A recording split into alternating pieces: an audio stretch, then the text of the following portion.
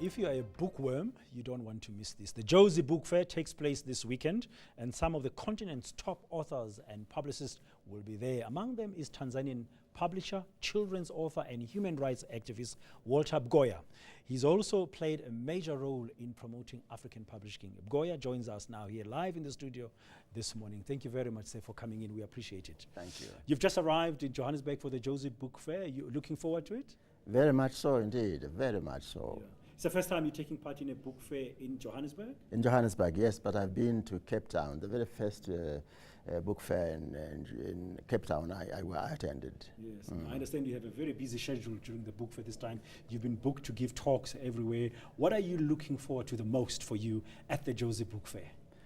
Well, what I'm really looking for is, first of all, to see the engagement of people, particularly young people, with books. And that always very exciting. But I also want to see the production of books here and possibility of maybe working together with publishers here and of course booksellers as well, distributors, so that we can have cooperation, you know, in this book sector. Yeah, we live in a world today of social media and technology where young people tend to read less and all kinds of media is available for them. How do you find it, especially in Tanzania, for instance, where you come from, in terms of reading? And generally in Africa, are young people still reading a lot nowadays? I'm afraid it's probably difficult to say, because one of the things we usually tend to say is that Africans don't read. I think the issues are now, with the experience I have, is what are you giving them to read? What are you giving them to read? Is it well produced? Is it colorful? Is it exciting? Is it interesting? But it's true also that, yes, the social media, the Twitter, the Facebook and so on is taking the kids away, and just the mobile phones, because they're all the time on mobile and so on. It's going to take, but now we're thinking of how then to put books on these platforms so that the young people can read the books on the platform, because what we are interested in for them to read. Yeah. Yes. Besides the use of technology today, the world of publishing must have changed a lot. You've been involved in publishing since 1972, from the days of the Tanzania Publishing House. That's right. To your own company today. Yes. What are the challenges? I mean, how have you seen this landscape move over the last 40 odd years? Well, I think one of the interesting things which has changed an awful lot is the technology. I remember when, for instance, cut and paste was actually a scissor and a manuscript and glue and pasting, and I did that, you know. And to the development of that, to desktop publishing, and now to obviously all kinds of exciting possibilities. So that, in terms of production, has been quite exciting. Some books we could not have done before, now we can do. Yes. But there's other parts of it. Now, everybody thinks they can be a publisher, obviously, and perhaps everybody can be a publisher, but I think good publishing takes more than just printing books. Your company is Mkuki na Nyote? That's right. That you've got currently. Yes. I understand it's worked with NGOs, and you're also focusing on education and working with the Tanzanian government around promoting educational books. How is that going for you? Well, going well and not so well. But I think the thrust is forward-looking. I think what we need to do is to have a more engagement of government in literacy and literature. I think what we seem to think now is that, well, let's just now promote sciences and mathematics and so on. That's very fine. But I think you can't leave literature and reading for pleasure out of this, because it's reading for pleasure that actually engages the children into reading generally, and even scientific reading. No wonder scientists, you find many who are novelists and poets. I mean, the divide between science and literature that need not exist.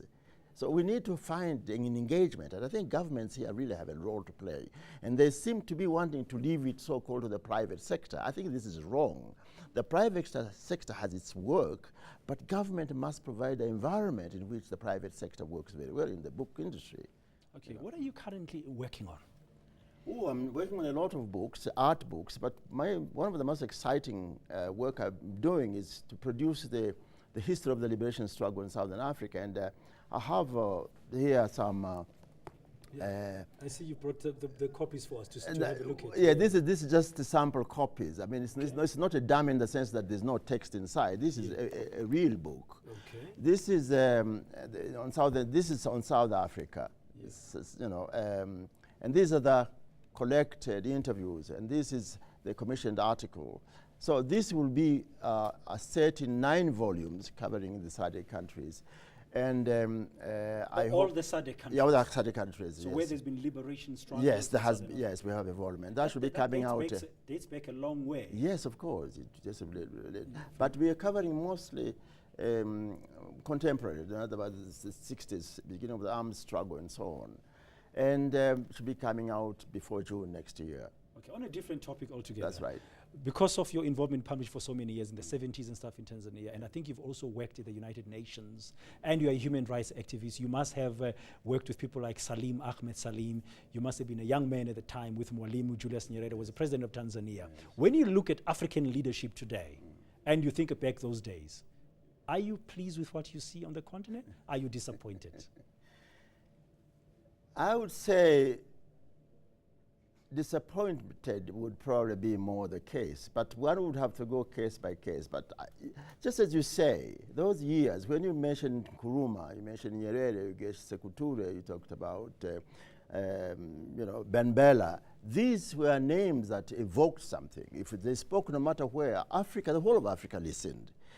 I don't see that now. We see heads of state involving their own little countries and so on, regionally, yes, but there's no continental voice coming through on serious issues like the ICC, for instance. There's not a single voice that is saying, hey, what's going on here? You know, it's all one way, a few people are taking positions, and the rest of the Africans aren't really even participating in that debate. So I think there is a lacuna in that sense, although, of course, on a case-by-case point, there are leaders who are trying to do a good job. Yeah. Thank you very much. That's publisher, author, and human rights activist Walter Bgoya from Tanzania. News that moves. eNCA.com.